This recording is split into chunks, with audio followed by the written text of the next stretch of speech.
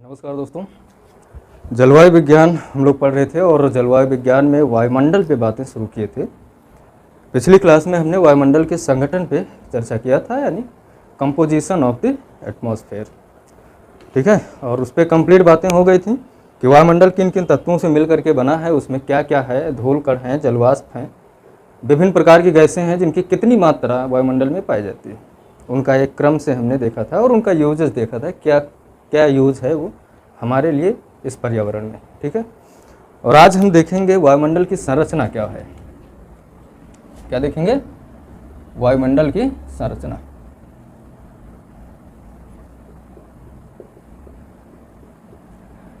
Structure of the atmosphere.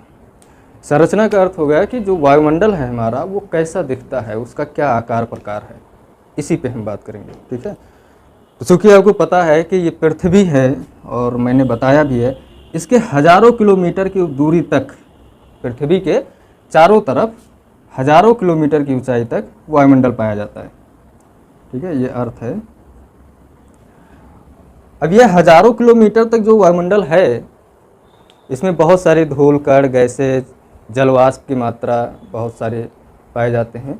और ये भी हमने बात कर लिया था कि ये वायुमंडल निचले संस्तर में, जैसे जैसे आप ऊपर जाते हैं वायुमंडल का घनत्व कम होता जाता है, भार कम होता जाता है। ठीक है, हल्की गैसें वायुमंडल में ऊपरी हिस्से में पाई जाती हैं और भारी गैसें निचले हिस्से में पाई जाती हैं। जैसे जैसे ऊंचाई बढ़ती जाती है भारी गैसों की मात्रा कम होती जाती है। धूल कण चूँकि उनका स्रोत पृथ्वी की सतह है, जलवाष्प उनका स्रोत चूँकि पृथ्वी का धरातल ही है, जलाशय ही है, तो जैसे जैसे इनसे आप दूर जाएंगे, स्रोत से दूर जाएंगे, वैसे वैसे इनकी मात्रा कम होती जाएगी। इन सब पे हमने बातें कर ली थी आपके साथ। अब अगर बात की जाए कि स्ट्रक्चर की जानकारी की, कि वायुमंडल की जानकारी हमारे पास आज जितना है, क्या ये पहले थी? तो ऐसा नहीं है। प्रारंभिक समय में या प्राचीन काल में या मध्यकाल में देखा जाए, यानी आप 19वीं शताब्दी तक मान सकते हैं, तो मानव के लिए पूरे वायुमंडल की जानकारी रखना शायद महत्वपूर्ण नहीं था, इसीलिए किसी को जानकारी थी भी नहीं। तो प्रारंभिक मानव को किसका ज्ञान रहा होगा? पृथ्वी से लगे हुए वायुमंडल की जानकारी रही होगी।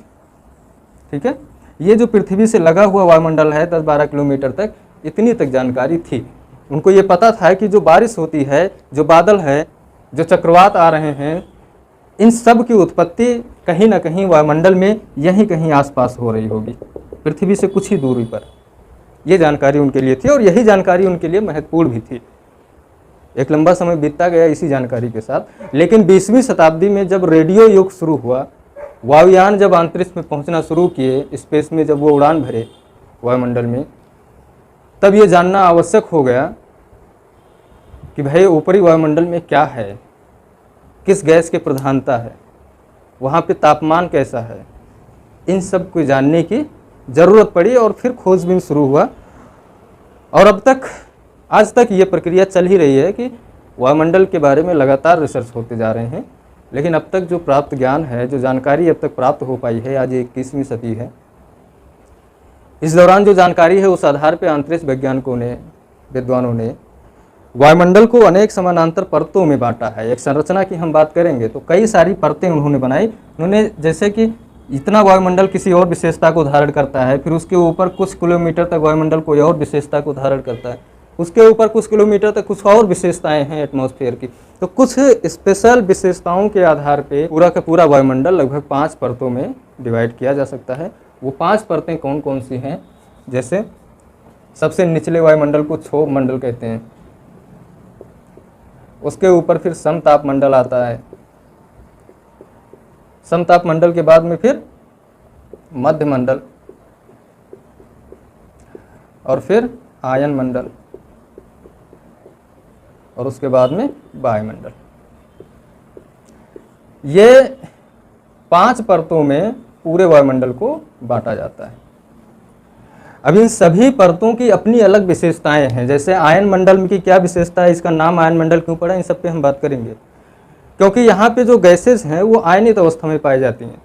ऐसे समताप मंडल नाम क्यों पड़ा? क्योंकि इस मंडल में तापमान स्थिर रहता है, तापमान में वेरिएशन नहीं पाया जाता है, उसमें अंतर नहीं होता है, इसलिए इसका नाम समताप मंडल पड़ा है। समान तापमान वाला मंडल, एक समान तापमान रहता है।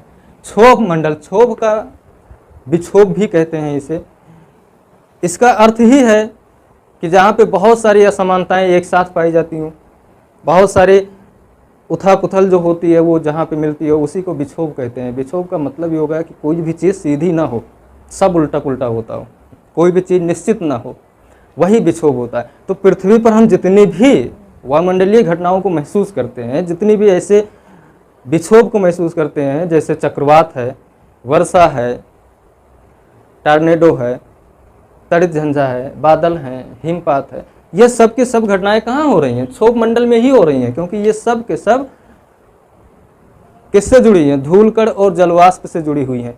और धूल कण और जलवाष्प की मात्रा क्षोभ मंडल में ही पाई जाएगी। क्यों? क्योंकि क्षोभ मंडल ही पृथ्वी से लगा हुआ मंडल होता है, सबसे निचला स्तर है वायुमंडल का। तो पृथ्वी की सतह से जो भी जलवाष्प या धूल कण या गैसों की भारी मात्रा है वो वायुमंडल में कहाँ पाई जाएगी? क्षोभ मंडल में पाई जाएगी। तो हम एक एक करके इन्हीं परतों के बारे में डिस्कशन करेंगे। कॉपी पेन लेकर बैठिएगा, क्योंकि जो यहाँ पे लिखा जा रहा है वो बहुत ही शॉर्ट में होता है। आप समझ लीजिए कि एक ऐसा नोट्स आपके पास बनेगा जो कुछ शब्दों को लेकर के, कुछ शब्दों से आपको पूरी जानकारी दे देगा। मैं यहाँ पे व्याख्या करूँगा, सारी चीज़ें समझाऊँगा, कुछ प्रश्न भी होंगे, उनकी भी व्याख्या होगी, लेकिन मैं डिटेल में नोट्स नहीं लिखवा रहा हूँ। वो सिर्फ इसीलिए कि एक शॉर्ट नोट्स आपको मैं बनवा दे रहा हूँ, जो कि एग्ज़ाम के दौरान तुरंत रिवीजन आप कर सकें पूरे टॉपिक का। तो पेन और कॉपी लेकर बैठिएगा, जहाँ भी लगे आपको कि ये कीवर्ड इसको नोट कर लेना चाहिए, उससे देरी मत कीजिएगा। वीडियो पॉज करके या तो स्क्रीनशॉट ले लीजिएगा। वैसे स्क्रीनशॉट लेने का मौका मैं बहुत कम देता हूँ, क्योंकि मेरी आदत है थोड़ा सा चलते रहने की, तो इस वजह से स्क्रीनशॉट लेना मुश्किल है। लेकिन आप नोट करते रहिएगा और उसे 2-3 बार आप रिवीजन कर लेंगे तो मुझे लगता है कि उस टॉपिक में आपको कोई समस्या नहीं रह जाएगी।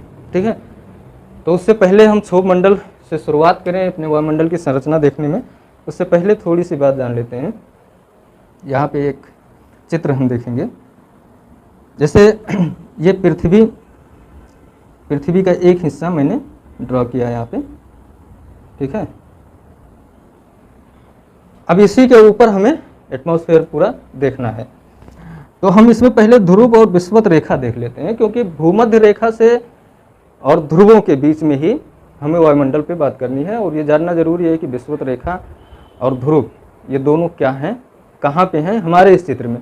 क्योंकि जो हम विशेषताओं पे अगर बात करेंगे तो दोनों में तुलना होगी कि विषुवत रेखा पे क्या स्थितियाँ हैं, ध्रुवीय क्षेत्र में वायुमंडल में क्या स्थितियाँ हैं। तो हम दो वायुमंडल को यहाँ लेकर चलेंगे। एक विषुवत रेखा पे उसी वायुमंडल की विशेषताएं अलग होंगी और ध्रुवीय क्षेत्रों में उस वायुमंडल की विशेषता अलग होगी।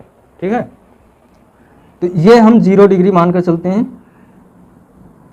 0 डिग्री अक्षांश यानी भूमध्य रेखा। और यहाँ पर हम क्या मान लेते हैं? पोल या ध्रुव। ठीक है, ये एरिया जो है ये पोल को प्रदर्शित करेगा और ये 0 डिग्री अक्षांश को दिखाएगा।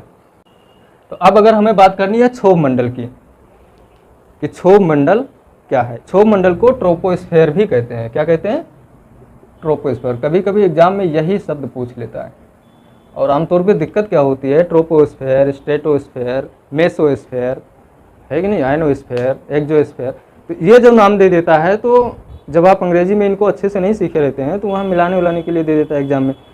और जब मिलाने के लिए दे दिया तो अक्सर स्ट्रेटोस्फेयर, ट्रोपोस्फेयर और मेसोस्फेयर, और इसी स्फेयर से संबंधित पृथ्वी की आंतरिक संरचना में आप स्टेनोस्फेयर भी पढ़ते हैं।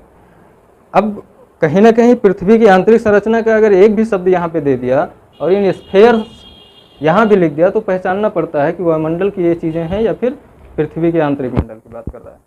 तो इस चीज़ को आप विशेष ध्यान रखिए। यूजीसी नेट अक्सर अंग्रेजी शब्दों का प्रयोग कर लेता है शुद्ध हिंदी में। तो ट्रोपोस्फेयर की विशेषता क्या है? ये पृथ्वी के वायुमंडल की सबसे निचली परत है, यानी पृथ्वी से लगी हुई, जो सतह से लगी हुई है, ये यहाँ से, ठीक है, यहाँ से लगी हुई ये परत है। पृथ्वी की सतह से जो लगा हुआ वायुमंडल है उसे क्षोभ मंडल कहते हैं। ये सबसे निचली परत है और इसकी क्या विशेषता है? ये काफ़ी सघन होती है, सबसे सघन परत है। पहली विशेषता तो ये है कि सबसे सघन है। क्यों सघन है? क्षोभ मंडल सबसे ज़्यादा डेंसिटी होती है। क्यों होती है? ये मैंने आपको बताया भी है, क्योंकि इस परत में चूँकि पृथ्वी के अंदर गुरुत्वाकर्षण बल भी है, ठीक है, और पृथ्वी का ये जो गुरुत्वाकर्षण बल है, इस बल की विशेषता है कि चीज़ों को अपनी ओर आकर्षित करती है। तो जो वायुमंडल में धूल कण या जलवाष्प या गैसों की मात्रा है, उसमें जो भारी कण है उनको ये अपनी ओर आकर्षित करके रखती है, खींच के रखती है। तो जैसे जैसे स्रोत की ओर वो आकर्षित होंगे उनकी डेंसिटी बढ़ती जाएगी, ठीक है, उनका स्पेस कम होता जाएगा, थोड़ा सिकुड़ते जाएंगे, क्योंकि पृथ्वी ये है। अब इससे जैसे जैसे बाहर जाएंगे स्पेस आपको मिलेगा फैलने का, लेकिन जैसे जैसे नज़दीक आएंगे तो पृथ्वी के पास सघनता बढ़ जाएगी आपकी, है कि नहीं। तो इससे लगा हुआ जो वायुमंडल होता है वो कहीं ना कहीं काफ़ी सघन होता है, ये चीज़ ध्यान रखिएगा। कभी कोई प्रश्न पूछता है कि क्षोभ मंडल की ऊंचाई को लेकर के, कि पृथ्वी की सतह से क्षोभ मंडल की ऊंचाई कितने किलोमीटर तक होती है, तो ये आप ध्यान रखिएगा कि इसकी औसत ऊंचाई जो है वो 14 किलोमीटर है, 14 किलोमीटर, ठीक है, इसकी औसत ऊंचाई 14 किलोमीटर है। ये मैंने थोड़ा सा को ऐसे कर लीजिए, औसत ऊंचाई 14 किलोमीटर है। तो फिर ये औसत कब निकाला जाता है, जब कभी असमानता की स्थिति होती है। औसत की जरूरत हमें कब पड़ती है, एवरेज हमें तब जरूरत पड़ती है जब उतार चढ़ाव की स्थिति बनी हो। अगर सब जगह एक जैसा ही है तो हमें औसत की जरूरत नहीं है, लेकिन अगर कहीं पे कम या ज़्यादा है तो वहाँ हमें एवरेज निकालने की ज़रूरत पड़ती है। और ये जो ऊंचाई है 14 किलोमीटर ऊंचाई, ये क्या है, ये औसत ऊंचाई है। तो फिर सवाल उठता है कि तो विषुवत रेखा पे और ध्रुवों पे वायुमंडल जो क्षोभ मंडल है इसकी ऊंचाई क्या एक समान है, तो नहीं है। विषुवत रेखा पर इसकी जो ऊंचाई है वो तकरीबन 18 किलोमीटर है, ठीक है, विषुवत रेखा पे लगभग 18 किलोमीटर ऊंचा वायुमंडल है ये, और ध्रुवीय क्षेत्रों में लगभग 8 किलोमीटर, 8 से 10 किलोमीटर मान लो। ऐसा क्यों है भाई, क्षोभ मंडल भूमध्य रेखा पर 18 किलोमीटर ऊंचा क्यों है और ध्रुवीय क्षेत्रों में 8 किलोमीटर, 8 से 10 किलोमीटर ऊंचा क्यों है। ये आपसे सवाल पूछा जा सकता है मेंस एग्जाम में भी, प्रीलिम्स में भी और इंटरव्यू में भी, क्या कारण होगा। तो आपको मैंने बताया है पिछली क्लासेज में, ये जो पृथ्वी है और ये भूमध्य रेखा है, ठीक है, यहाँ पर सूर्य जो है वो साल भर लंबवत होता है, वर्ष भर सूर्य लंबवत होता है।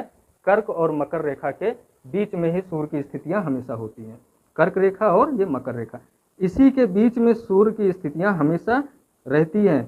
तो इसका अर्थ हो गया कि भूमध्य रेखा पे सूर्य साल भर लंबवत है, और जब सूर्य की किरणें लंबवत पड़ेंगी, यानी सीधा सूर्य की किरणें सतह पे पड़ रही हैं, तो फिर वहाँ पे सूर्यातप की मात्रा अधिक होगी।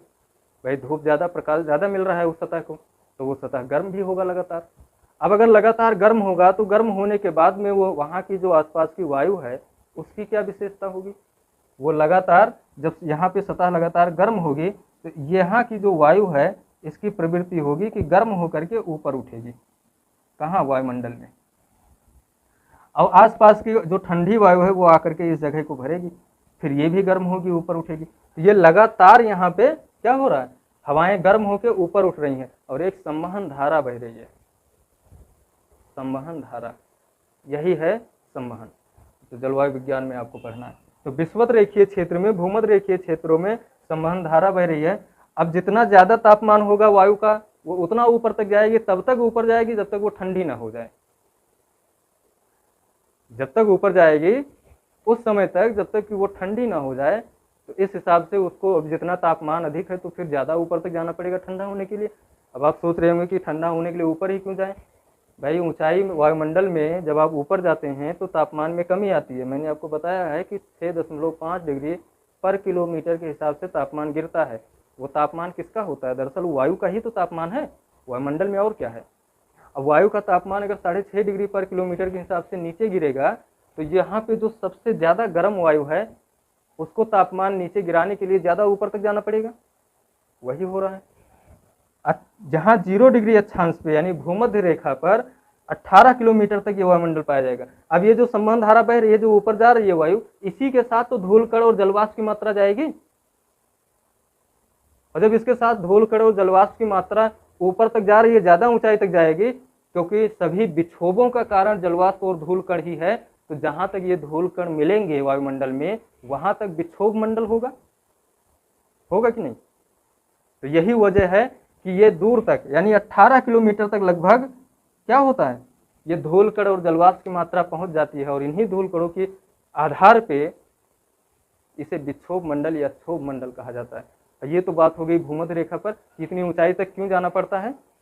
बात करते हैं ध्रुवों पर, तो ध्रुवीय क्षेत्रों में ठंडा प्रदेश है, वहाँ की वायु गर्म ही नहीं है उतना ज़्यादा, तो ऊपर उठेगी नहीं, और जब वायु ऊपर नहीं उठेगी तो धूलकण और जलवाष्प कहाँ तक जाएंगे, जहाँ तक वायु ऊपर जाएगी। अगर यहाँ भी गर्म वायु होती तो वो भी दूर तक जाती, और धूलकण की मात्रा वहाँ दूर तक पहुँचती, तो जहाँ तक धूलकण की मात्रा मिलती वहाँ तक क्षोभ मंडल होता। लेकिन यहाँ पे वायु ठंडी है, और ठंडी वायु की प्रवृत्ति है, ज़्यादा ऊपर उठ नहीं पाएगी, नीचे ही रहेगी, भारी होती है ठंडी वायु। तो यहाँ पर जो क्षोभ मंडल है वो 8 से 10 किलोमीटर के आसपास तक पाया जाता है। तो परिणाम ये होता है कि 18-8 26 या 18-10 28, औसत आपका 13 से 14 किलोमीटर आता है।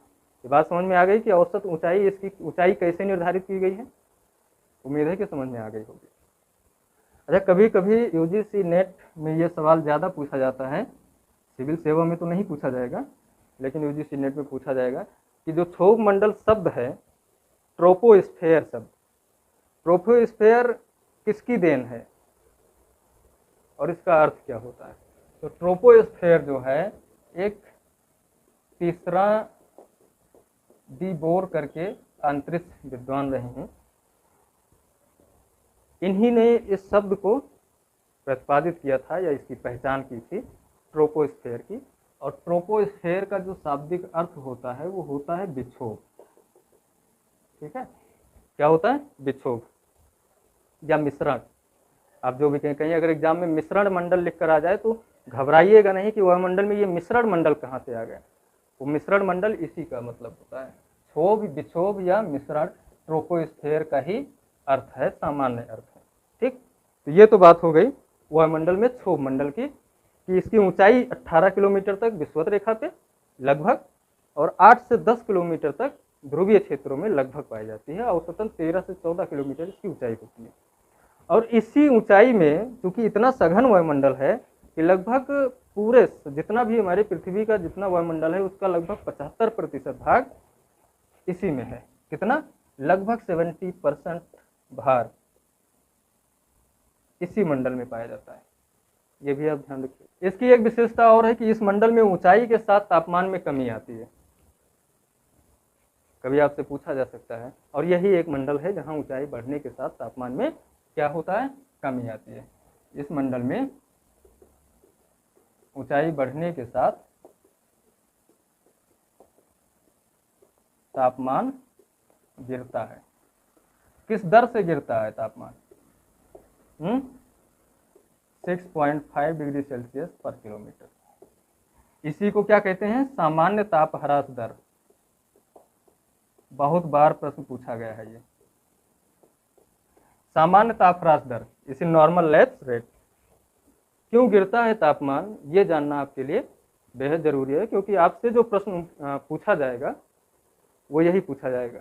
तो जिस दिन आप मेंस में बैठे और ये प्रश्न बन गया कि सामान्यतः वायुमंडलीय तापमान में गिरावट आती है ऊंचाई बढ़ने के साथ साथ, कारण स्पष्ट कीजिए, तो उस दिन आपको इसकी जरूरत पड़ेगी ये जानने की, इस कॉन्सेप्ट की, कि ऐसा कारण क्या है कि तापमान में गिरावट आती है, वो भी 6.5 डिग्री सेंटीग्रेड पर किलोमीटर के हिसाब से।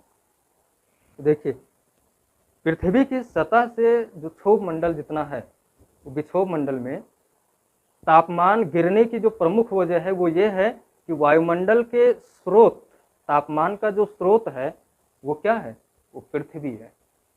पृथ्वी से जो पार्थिव विकिरण होता है वो वायुमंडल के गर्म होने का प्रमुख स्रोत है।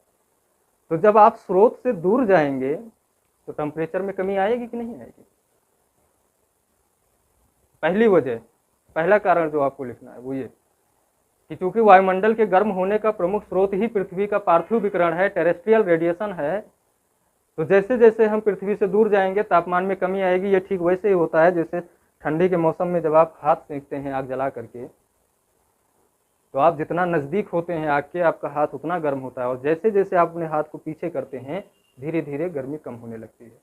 जहाँ आग जलती है उसके आसपास गर्म रहता है, जैसे जैसे आप दूर जाते हैं तापमान में गिरावट आने लगती है। तो जैसे ये पृथ्वी है, यहाँ सूर्य है, तो जो सूर्य से सूर्य तप आता है वो सीधा पृथ्वी क्या कर रही है, अवशोषित कर लेती है। सीधा नहीं, ये मैंने आपको पिछली क्लासेज में बताया है सूर्य तप में, वहाँ देख लीजिएगा। यहाँ आप इतना समझिए कि जितना भी तापमान, जितना भी ऊष्मा या ऊर्जा सूर्यातप के रूप में आता है, उसमें जो पृथ्वी एब्जॉर्ब कर लेती है, एब्जॉर्ब करने के बाद पृथ्वी गर्म होती है, पृथ्वी की सतह, उसके बाद में फिर पृथ्वी की सतह क्या करती है, विकिरण निकालना शुरू करती है। और ये विकिरण चूंकि अब जैसे देखिए ये ऐसे जा रहा है ना चारों तरफ, तो ये वायुमंडल से ही तो होके जा रहा है, तो वायुमंडल इसी विकिरण से गर्म होता है। इसे लॉन्ग वेवलेंथ टेरेस्ट्रियल रेडिएशन कहते हैं, या दीर्घ तरंग पार्थिव विकिरण। और ये वायुमंडल को गर्म करते हुए आगे बढ़ता है। तो जैसे जैसे आप पृथ्वी की सतह से दूर जाएंगे तापमान में गिरावट होगी। ये तो पहली वजह है। दूसरा कारण क्या है, टेम्परेचर जो होता है और जो ऊष्मा होती है दोनों में अंतर होता है। तापमान यूनिट है, मापक है किसका, किसी भी पदार्थ में ऊष्मा की मात्रा का। ठीक, तो जो निचला वायुमंडल है, निचला वायुमंडल सघन है। इस वायुमंडल में धूल, कण, जलवाष्प और बहुत सारी गैसों की सघनता पाई जाती है, जो कि ऊष्मा के अवशोषक होते हैं और ये ऊष्मा का अवशोषण कर लेते हैं। और ऊपरी वायुमंडल में चूंकि इनकी सघनता बहुत कम है, तो जब सघनता ही कम है तो ऊष्मा का अवशोषण भी तो कम ही होगा। अरे भाई, आप 10 लोग हैं और 10 लोग मिल करके जितना खाना खाएंगे, और कहीं आप थोड़ा आगे बढ़े और 4 ही लोग हों, तो खाना कम हो जाएगा ना वहाँ पे। तो धीरे धीरे जैसे जैसे आप आगे बढ़ेंगे वायुमंडल की सघनता कम होती जाएगी, यानी ऊष्मा का अवशोषण करने वाले या एब्जॉर्ब करने वाले जो एलिमेंट्स हैं वो कम होते जाएंगे, तो ऊष्मा ऑटोमेटिक कम हो जाएगी। तो निचले वायुमंडल चूंकि सघन है, इसलिए यहाँ ज़्यादा ऊष्मा का अवशोषण होता है, तो ज़्यादा तापमान रिकॉर्ड किया जाता है। ठीक है, तो इस वजह से जैसे जैसे हम सतह से दूर जाते हैं, तो यही 2-3 वजह हैं जिसके कारण तापमान में गिरावट आती है। ये बात क्लियर हो गई। तो अगर आपसे कभी पूछा जाए कि जब वायुमंडल में हम सतह से ऊपर जाते हैं तो तापमान में गिरावट क्यों आती है, तो ये आप ध्यान रखिएगा, क्योंकि जब आप स्रोत से दूर जाएंगे तब टेम्परेचर गिरता है, पहली वजह। और दूसरी वजह क्योंकि तापमान जो होती है वो ऊष्मा का मापक है, यानी मेन चीज ऊष्मा है। और ऊष्मा कहाँ मिलेगी, पदार्थ में मिलेगी, बिना पदार्थ के ऊष्मा हो नहीं सकती। और पदार्थ की मात्रा सबसे ज्यादा कहाँ है, निचले वायुमंडल में। जैसे जैसे हम वायुमंडल में ऊपर जाने लगते हैं, पदार्थ कम होता है तो ऊष्मा कम होने लगती है। ऊष्मा कम होगी तो मतलब टेम्परेचर भी कम होगा। ठीक, इसी परत को संवहनीय मंडल भी कहा जाता है, ये भी आप ध्यान रखिएगा। क्षोभ मंडल को संवहनीय मंडल कहते हैं, संवहनीय मंडल भी कहा जाता है। क्यों संवहनीय मंडल कहते हैं, अभी मैंने थोड़ी देर पहले बताया कि इस मंडल में जो संवहन धाराएं हैं उन्हीं के आधार पर इस मंडल को निर्धारित ही किया गया था। तो इस मंडल में संवहनीय धारा बहती है। संवहनीय धारा क्यों बहती है, तो लगातार वायु का गर्म होकर ऊपर उठने की प्रक्रिया यदि कंटिन्यू चलती रहे तो वो संवहनीय धारा हो जाएगी। ठीक है, ये ऊर्जा ट्रांसफर की एक विधि है, ऊर्जा या ऊष्मा ट्रांसफर की एक विधि है, संवहन मेथड। ठीक है, अगले क्लासेज में और देखेंगे कि जो कन्वेक्शनल करंट्स होती हैं संवहनीय धारा, वो कैसे भूमध्य रेखीय क्षेत्रों में अपना कार्य करती हैं, उनकी पूरी संरचना आप देखेंगे। लेकिन अभी आप जान लीजिए कि जो क्षोभ मंडल है इसमें संवहनीय धारा बहती है, क्योंकि जब यहाँ वायु गर्म होती है, लगातार ऊपर उठती है, और जितनी ज़्यादा गर्म होगी उतनी ज़्यादा ऊंचाई तक जाएगी। क्यों, क्योंकि उसको ठंडा होना है, तभी वो रुकेगी। अब जब ऊपर जाएगी तो तापमान में गिरावट आते आते नॉर्मल हो जाएगा टेम्परेचर, जब वो कम हो जाएगा तापमान तो फिर वो रुक जाएगी। और जहाँ तक ये जाएगी गर्म धारा, गर्म वायु, वहाँ तक धूल कण और जलवाष्प की मात्रा को भी लेकर जाएगी। तो इसलिए आप कह सकते हैं कि जो क्षोभ मंडल है ये समस्त विक्षोभों का मंडल है, इसमें संवहन धाराएं बहती रहती हैं। और एक सबसे खास बात यह है कि यदि संवहन धाराओं के आधार पर इनकी ऊंचाई निर्धारित की गई है, तो अगर गर्मी होगी तो गर्मी में तो ज़्यादा गर्म हो जाएगी यहाँ की सतह, और ज़्यादा गर्म होगी सतह तो वायु भी ज़्यादा गर्म होगी, वायु ज़्यादा गर्म होगी तो वो ज़्यादा ऊंचाई तक जाएगी। यानी आप कह सकते हैं कि इस मंडल की मोटाई, ये जो 18 किलोमीटर दिख रही है, इस मंडल की ऊंचाई गर्मी में, ग्रीष्म ऋतु में थोड़ा बढ़ जाती है और शीत ऋतु में थोड़ा घट जाती है। कारण आपका स्पष्ट है कि ऐसा क्यों होता है। ये तो बात हो गई क्षोभ मंडल की। अब देखिए, क्षोभ मंडल या कोई भी दो मंडल होता है, तो दो मंडलों के बीच में जो क्षेत्र होता है एक संक्रमण क्षेत्र होता है। जैसे मान लीजिए कि यदि एक मंडल ये मान लीजिए है और दूसरा ये है, ठीक है, अब ये रेड और ब्लैक दो मंडल मान लीजिए, तो आपको क्या लगता है कि जो नेचुरल चीजें, देखिए जो नेचर ने बनाया है उसने कभी भी कोई डिवाइडिंग रेखा नहीं बनाई, कोई डिवाइडिंग लाइन नहीं खींची है, कहीं भी नहीं। ये मैं वायुमंडल की बात नहीं कर रहा हूँ, आप कहीं भी देख लेंगे स्थल जल मंडल, इन दोनों के बीच में भी एक संक्रमण मंडल होता है। संक्रमण मंडल का अर्थ हो गया कि इनके बीच में कुछ विशेषताएं मिक्स हो जाती हैं, कुछ विशेषताएं मिक्स हो जाती हैं। जैसे कि अगर कोई जल और स्थल में, आप अच्छे समझ लेंगे इसको, आपने इसको प्रत्यक्षता देखा भी होगा। आप तालाब के किनारे जाते हैं तो क्या आप अचानक से चलते चलते पानी में डूब जाते हैं? नहीं, आप उसके किनारे पे जाते हैं, एक ऐसा थोड़ा सा पतला सा पट्टी आपको मिलता है जहाँ पे आप देखते हैं कि जल भी है स्थल भी, दोनों का मिलन स्थल है, और कुछ पतली सी पट्टी 2-4-6 मीटर की जहाँ पे दलदल जैसी स्थिति होती है, वहाँ जल और स्थल दोनों की विशेषताएं होती हैं, वही संक्रमण क्षेत्र होता है। उसी क्षेत्र से दो विशेषताओं वाला क्षेत्र अलग होता है और दो विशेषताओं वाला क्षेत्र जुड़ता भी है। संक्रमण क्षेत्र इसी काम में आता है। जैसे जल और स्थल आपस में कनेक्ट भी होते हैं वहीं से, और वहीं से आपस में अलग भी होते हैं। तो जो नेचर ने बनाया वहाँ कोई लाइन नहीं है, एक पूरा संक्रमण क्षेत्र होता है, और उस क्षेत्र में दोनों विशेषताएं होती हैं, दोनों स्फीयर की जो इम्पोर्टेंस है या महत्व है पाए जाते हैं। ठीक इसी तरीके से वायुमंडल में भी है। ये तो हम क्षोभ मंडल की बात कर लिए, लेकिन इसके बाद में एक पतली सी पट्टी पाई जाएगी जिसे क्षोभ सीमा कहेंगे। ये क्षोभ सीमा ऊपर जो वायुमंडल होगा, कौन, इसके ऊपर भी वायुमंडल होगा ना, दूसरा जो हमको भी पढ़ना है, और ये जो है क्षोभ मंडल, इन दोनों की विशेषताएं यहाँ पाई जाएंगी। लेकिन जैसे ही इस पट्टी को आप पार करोगे तो क्षोभ मंडल की विशेषता नहीं मिलेगी। क्यों? क्योंकि वो इसी में समा जाएगी। इसी को बोलते हैं क्षोभ सीमा। ठीक है, क्षोभ सीमा या ट्रोपोपाज। पाज का मतलब ही होता है रुकना, और क्षोभ सीमा जो होगी, ऐसे हम आगे मध्य सीमा पढ़ेंगे, आयन सीमा पढ़ेंगे, समताप सीमा पढ़ेंगे। तो ये जो सीमाएं हैं ये कहीं ना कहीं निर्धारित करती हैं दो मंडलों के बीच के क्षेत्र को। इनकी क्या विशेषताएं होती हैं? इसे मिश्रण की समाप्ति या ट्रोपोपाज जो कहते हैं। क्या है? ट्रोपोपाज। ट्रोपोपाज का अर्थ होता है मिश्रण की समाप्ति, मिश्रण की समाप्ति, यानी ये क्षोभ मंडल अर्थात मिश्रण मंडल की यहाँ पे समाप्ति हो रही है। इसकी मोटाई बहुत ज़्यादा नहीं होती है, 2-2.5 किलोमीटर होती है, 1.5 से 2 किलोमीटर की मोटाई लगभग होती है इसकी। और इसकी ऊंचाई अगर सतह से देखा जाए तो भैया 18 किलोमीटर तक तो यही पाई जाती है, उसके ऊपर क्षोभ सीमा होगा। तो 18 किलोमीटर की ऊंचाई यहाँ पे होगी विषुवत रेखा पे, और ध्रुवों पे 8 से 10 किलोमीटर की ऊंचाई एक ही होगी। कभी कोई प्रश्न कंफ्यूज करने के लिए पूछ लेता है एग्जामिनर कि क्षोभ सीमा की मोटाई ऊंचाई भूमध्य रेखीय क्षेत्र में कितनी किलोमीटर है। तो अगर आपको ये पता है कि क्षोभ सीमा कहाँ पाया जाएगा, क्षोभ मंडल के एकदम ऊपरी वाले हिस्से में, तो फिर आप क्षोभ मंडल की अगर ऊंचाई पता है तो इसकी ऊंचाई भी आप जान लेंगे। ठीक, इस क्षोभ सीमा के बारे में एक प्रश्न खास तौर पे बनता है, और वो प्रश्न ये है कि इसका तापमान, क्षोभ सीमा का तापमान को लेकर के प्रश्न बनता है। तो ये आप ध्यान रखिएगा, क्षोभ सीमा का तापमान भूमध्य रेखा पर न्यूनतम होता है और ध्रुवों पर अधिकतम। थोड़ा सा उल्टा है, इसीलिए मैं बता रहा हूं, क्योंकि आपको लग रहा होगा कि ऐसा कैसे हो सकता है। इसका तापमान यहाँ पर 0 डिग्री अक्षांश पर मिनिमम है और ध्रुवीय क्षेत्रों में मैक्सिमम है। थोड़ा सा डाउटफुल लग रहा है ना आपको? इसका जवाब आपको अगली क्लास में मिलेगा। आप सोचिएगा और कमेंट में दीजिएगा जवाब कि ऐसा क्यों है। इस स्टेटमेंट पे आप विशेष रूप से ध्यान दीजिएगा कि भूमध्य रेखा पर न्यूनतम तापमान और ध्रुवीय क्षेत्रों में अधिकतम तापमान क्यों है क्षोभ सीमा का, क्या कारण है। ठीक, तो अगली क्लास में हम समताप मंडल और उसके ऊपर के मंडल पे बात करेंगे।